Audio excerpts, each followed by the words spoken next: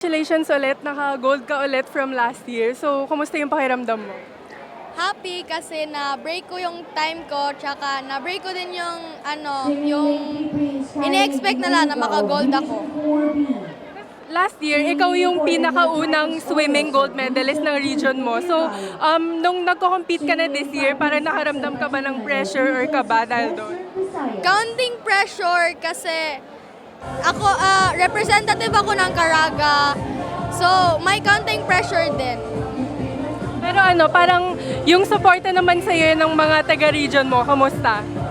Okay naman, grabe yung suporta nila. Tsaka labi na yung suporta ng parents ko. Tapos diba sabi mo, na-break mo din yung record mo this year from last year. So, ano yung naging preparation mo para doon? Mahaba, mga after regional March, tapos ngayon May. Mahaba yung preparation namin, tapos yung training talaga. Kamusta naman yung training mo? Parang paano mo siya nababalance with school? Ngayon kasi may bakasyon pa, so wala pang sa school. Tsaka kung may program kami sa school, na-handle ng teachers ko kasi alam nila na excuse ako kasi sports. Ano pa yung gusto mong ma-achieve ngayon na naka-second gold medal ka na for all time for palaro? Next is kung may invitational sa ibang bansa, kung pwede ako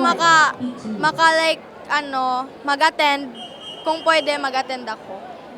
May mga other events ka pa ba for palaro? Opo, may 4 pa po ako. Ano yun? 1,500, 800, 200, tsaka 100 free. Tapos may gusto ka bang pasalamatan para sa gold mo? Opo, coaches ko po, si Coach Mark, si Coach Jeff, tapos si Coach Harry, then si Coach Ronel. Tapos ano pa yung gusto mong ma-achieve para sa Caraga, para sa region mo? Medal pa rin, para ma-proud talaga sila sa akin.